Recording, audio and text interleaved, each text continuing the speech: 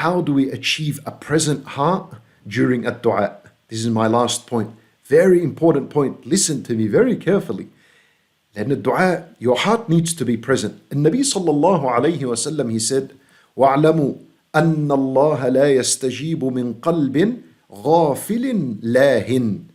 Nabi sallallahu alayhi wa sallam told us that you all better know that Allah does not answer the dua that is coming from a heart that is ghafil, heedless, lahin, distracted. What does this mean?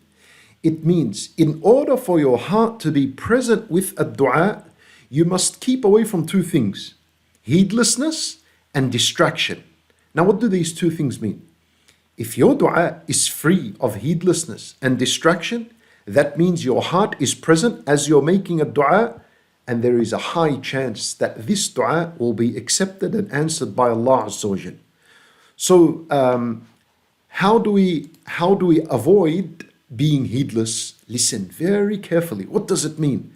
Do not be heedless and distracted when making dua. Heedlessness means when you do not recognize and acknowledge the greatness of Allah Azza wa Jal and the vastness, the greatness of His mercy and His forgiveness. So if you're making dua, oh Allah forgive me, but you're doubting in your heart, you're doubting, I doubt that's going to happen. How is Allah going to forgive me? Or if you're making dua and you don't recognize the greatness of Allah Azza wa Jal, you're in doubt. You're just saying, you know what, I'll try. I hear a lot of people speaking about how incredible a dua is, so let me just make dua. If you're doing that, meaning you are heedless, your heart is not present. As a result, that dua might not go through. You need to keep away from heedlessness. So when you're making dua, don't be heedless. That means when you make dua, you say, Allahumma ghfirli, and you acknowledge Allah is great. Allah's mercy is vast. It's huge. It encompasses all things. وَرَحْمَتِي وَسِعَتْ كُلَّ شَيْءٍ. Allah Azza wa Jal says, my mercy has encompassed all things. And you're a human being, you're a thing, you're a shay. So Allah Azza wa Jal has encompassed you and enveloped you in His mercy as well. Now, when your heart, the way you bring your heart present in a dua is you need to acknowledge Allah's greatness when you make dua. When you do that, you're no longer heedless. Remember, you need to keep away from heedlessness for your dua, for your heart to be present.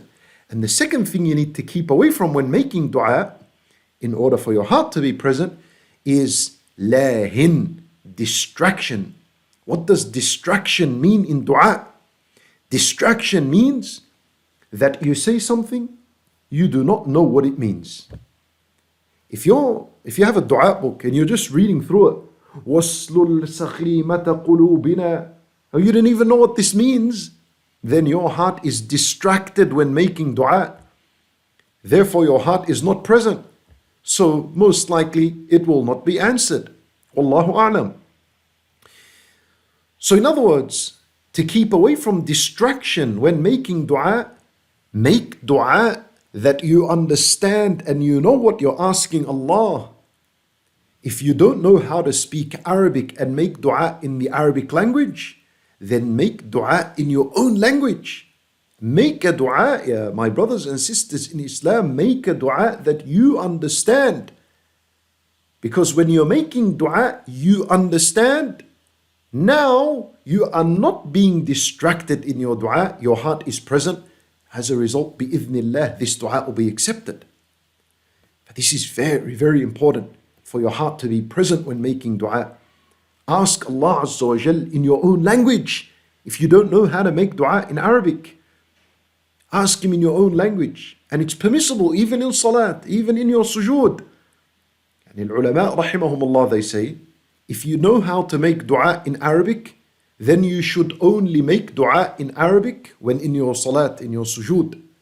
And if you don't know how to make dua in Arabic, then you can make it in your own language until you learn how to make dua in Arabic.